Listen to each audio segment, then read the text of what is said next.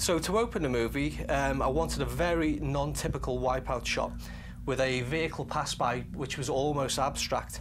So if you're a long-time fan of the series and think back to the original backstory for Wipeout, it's also a metaphor for a particular moment in the life of Pierre Belmondo, the creator of anti-gravity technology. Wipeout 2048 is all about going back to where it began, so we thought it'd be really cool to include some visual references like this one that are metaphors to emphasise that point.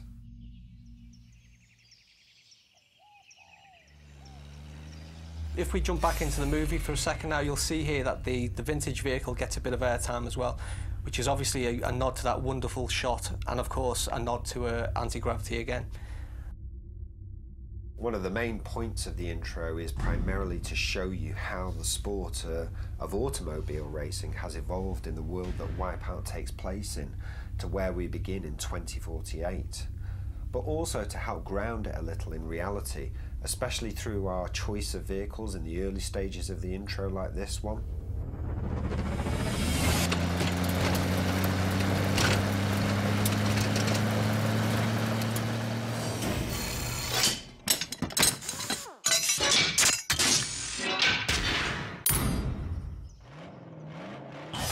The next transition takes us to an intermediate stage. We call this shot Blueprint.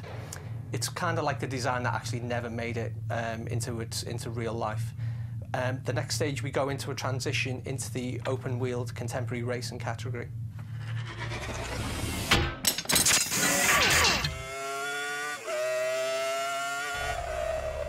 Again, these are really cool annotated visual transitions, are just another way to show you how the sport of motor racing evolved over the years, eventually settling on Formula One style racing, which is right where we are now in 2012.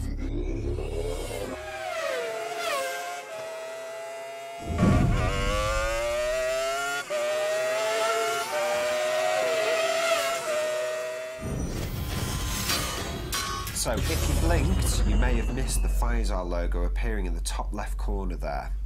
If you know your Wipeout history, then you'll know that Pfizer is one of the longest running teams in the sport. So here we wanted to have a little fun by fast forwarding to the year 2025 with the advent of what we're calling ball racing. So it's almost like ball wheel racing. It's the intermediate step between anti-gravity being